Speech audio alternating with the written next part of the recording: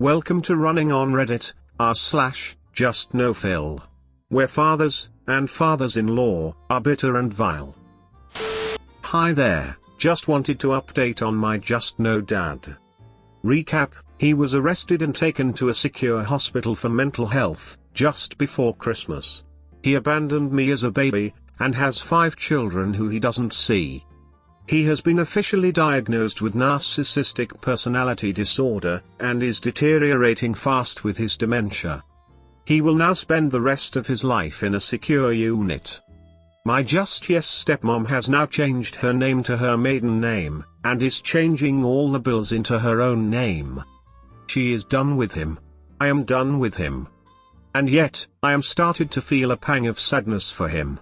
He is all alone, locked up. No one wants to see him. Should I go see him one last time? Or, will it be too painful? My dad isn't gone yet. But the social worker said he is deteriorating by the week now. Oh yes. It turns out my dearest father fought my mother in court over maintenance for me and my brother. And because he paid for the best lawyers he could, he was ordered to pay 50 pence a week for our mother to care for us. As a result, my mother suffered for years and we lived in poverty. Meanwhile, he drove Jaguars and carried on with his fancy lifestyle. Sadly, this is what happens to some older people, stowed away by family members, only to be forgotten, while what is left of them dwindles into nothingness. Hey! 90% of you who watch our videos aren't subscribed. Hit the button to help the channel grow. Backstory, I work for the military, semi-important to the story, and my sister is going through training that I went through. With that said, I only get X amount of vacation days a month each month, and like most things, can't go into the negatives of accumulated days. Story time, so like I said, my sister is graduating from boot camp next week, and wants me to go. One issue is that I'm getting married in March, and I'm taking a lot of vacation days for the celebration. But also my sister graduates boot camp next week, and wants me to come. But due to financial and vacation day issues, I can't go to the graduation and my wedding. I'm going back home for my wedding. Now also with my sister graduating, right after she does, she has to go to tech school, training class for her job, and she'll be in training for at least 2 more months. And then training at her first base. The only time she'd be able to take vacation during that time at all, is 2 weeks in between her going from her tech school base to her first base. After that, she's in training for at least 6 months.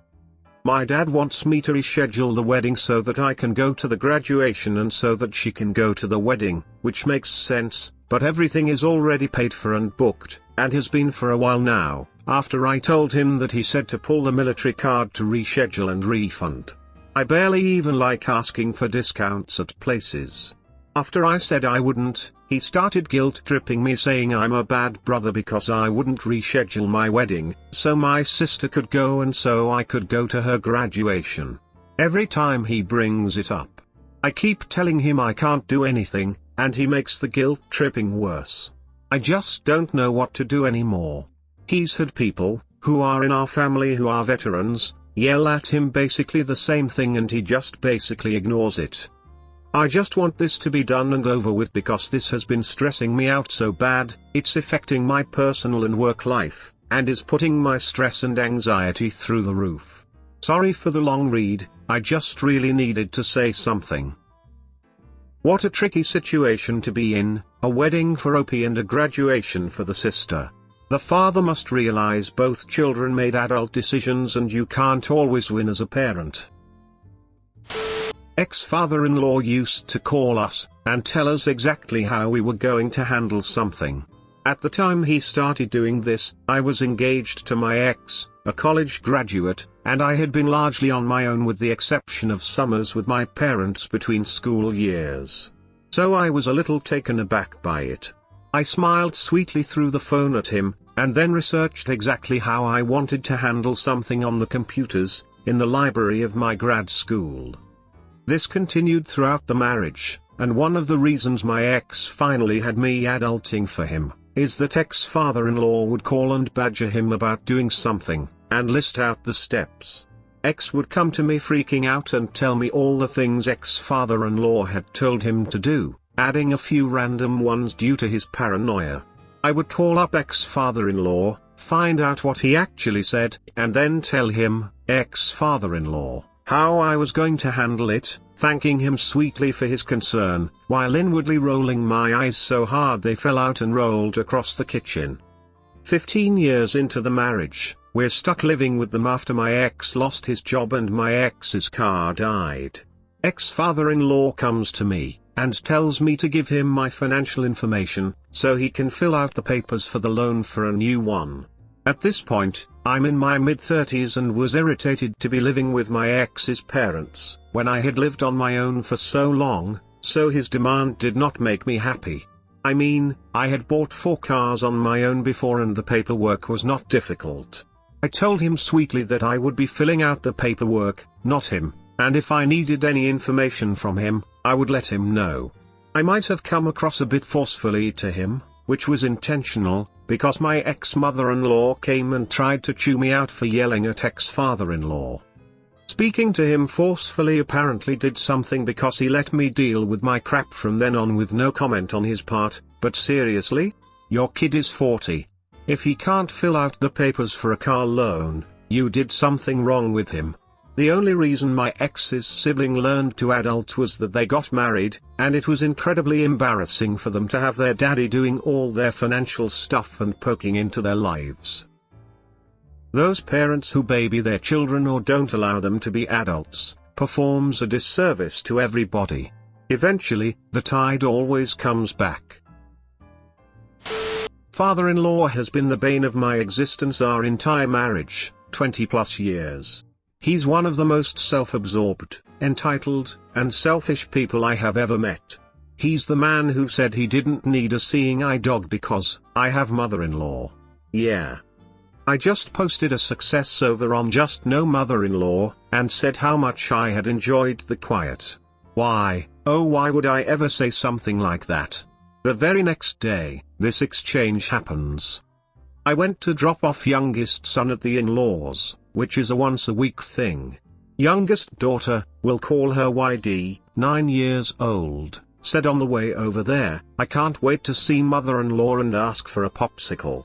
We drive up, and I send the kids in. I've been teaching all day and my feet are done in, so I stay in the car and wave goodbye to youngest son.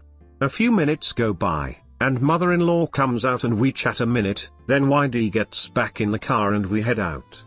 The next day, damn husband, not me, gets this text from father-in-law. I want you to know that I am not happy with your daughter. When she came over this afternoon to help young son bring his stuff in, the first thing she did, before even acknowledging your mother, or saying hello to her or giving her a hug, she asked your mother if she had a popsicle. She ran by me without even acknowledging me or saying hello to me, or hugging me and ran and got her popsicle. When she ran by me I said, well, hello to you, too, and when she came back then she hugged me. I want you to know I am not happy with her. I think she can be and a lot of times is a rude person. She was rude to me and your mother today. I'm not mad at you, I just wanted you to know how your daughter acted today. Seriously? Seriously? So much no. Was she rude? Yes. Was she? I'm a 24-year-old entitled adult who does not have to speak to anyone to get what I want kind of rude? Heck no. She was a 9-year-old kid who is oblivious kind of rude. Did she need to be called out on it? Sure. But did it deserve this type of response? Nope. Not even a little bit. We sent back a response saying we would deal with the manners issue, but did not want our little girl labeled as rude when she was being childish. Damn husband said, she feels very comfortable at your house and so doesn't feel the need to be extremely formal when she comes over there. Though if you would prefer that, we can teach them to be when they come over there.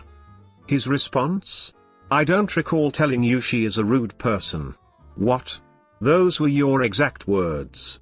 He did later say he got mother-in-law to read the message for him, and saw that he did say that, and apologized. which I really appreciated, but the fact is that this is what he really thinks. He said, she's more interested in getting something for herself, than she is in being nice and polite to people like me and your mother. This is getting long, so I'll wrap up with a couple more thoughts. What's with your daughter and your mother stuff? Why can't he just say their names? I don't understand what that's supposed to be communicating. And finally I'm not mad at you, I just wanted. Do you think I give a freaking flying flip whether you're mad at me or not? I'm mad at you for the way you've spoken about my daughter. What do you think? Am I overreacting? I seriously need some perspective here. Perhaps it really was the mother and father-in-law's fault for the popsicle incident. They probably conditioned and spoiled the child whenever she came over. Food for thought?